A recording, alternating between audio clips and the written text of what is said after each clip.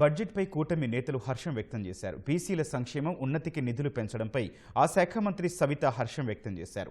పర్యాటక రంగంలో విప్లవాత్మక మార్పులు తెస్తున్నామన్న మంత్రి కందుల దుర్గేష్ రాష్ట్రాన్ని ప్రపంచ పర్యాటకానికి గమ్యస్థానంగా మారుస్తామన్నారు. విజన్ 2047 సాధనకు బడ్జెట్ ఊతమిస్తుందని ఇతర నేతలన్నారు.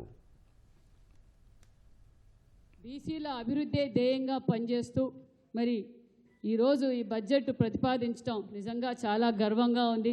మరి ఎప్పుడే కానీ గత 10 సంవత్సరాలుగా బీసీలకు ప్రథమ భాగం మరి గతంలో కూడా మరి 25-26లో కూడా 47,000 కోట్లు ప్రకటించడం, అంతేకాకుండా ఇప్పుడు 51,000 కోట్లు ఈరోజు బడ్జెట్ కేటాయించడం నిజంగా బీసీలందరిలోనూ నూతన ఉత్సాహం వచ్చిందన్న విషయం తెలియజేస్తూ మరొక్కసారి బీసీలందరి తరఫున ముఖ్యమంత్రి గారికి ప్రత్యేకమైన ధన్యవాదాలు కూడా తెలియజేస్తున్నాం. Thank you.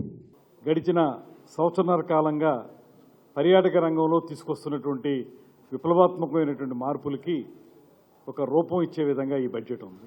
439 కోట్ల రూపాయలు పర్యాటక రంగానికి కేటాయించడం ద్వారా ప్రమోషను, మార్కెటింగు, అడ్వర్టైజ్మెంటు, తద్వారా ఈవెంట్స్ను కూడా నిర్వహించి ఆంధ్రప్రదేశ్ని అతి త్వరలోనే ప్రపంచ పర్యాటక గమ్యస్థానంగా నిలబెట్టాలనేటువంటి ఆలోచనకి నాంది ఈ బడ్జెట్ అనేటువంటి మాటను తెలియజేస్తా ఉన్నాను. మనం లాస్ట్ ఇయర్ కంటే కూడా జిఎస్డిపి 10.7% సాధించుకోగలిగాం.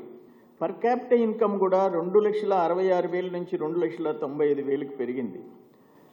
ఇవన్నీ ఈ ఆల్మోస్ట్ ఈ 19 మంత్స్లో ఒక అనుభవం ఉన్న ముఖ్యమంత్రి చంద్రబాబు నాయుడు గారు ప్లస్ సపోర్టింగ్గా ఉన్న పవన్ కళ్యాణ్ గారు, బీజేపీ అండదండలు, వాళ్ళ కష్టాలు ఫలితాలు ఈరోజు రాష్ట్రం అనుభవించే పరిస్థితి వచ్చింది. పయ్యావుల కేశవ్ గారు జగన్మోహన్ రెడ్డి గారి పాలనలో విధ్వంసం 2019-24 మధ్య జరిగినటువంటి విధ్వంసాన్ని ఈ వరుసగా ఈ యొక్క రెండవ పూర్తి స్థాయి బడ్జెట్లో ఆ ఆనవాళ్ల నుంచి బయటికి ఈ రాష్ట్రాన్ని వేసే ప్రక్రియలో అడుగులు ముందు పడుతున్నట్టు స్పష్టంగా ఇవాళ ప్రవేశపెట్టినటువంటి బడ్జెట్ స్పష్టపరుస్తూ ఉంది.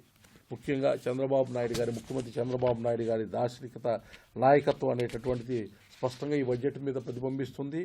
అదేవిధంగా ప్రధానమంత్రి నరేంద్ర మోడీ గారి వికసిత భారత్ సంకల్పంలో భాగస్వామ్యం అయ్యేటటువంటి విధంగా స్వర్ణాంధ్ర సాధనకు ఊతమిచ్చేటటువంటి బడ్జెట్గా ఇది చాలా స్పష్టంగా కనబడుతుంది.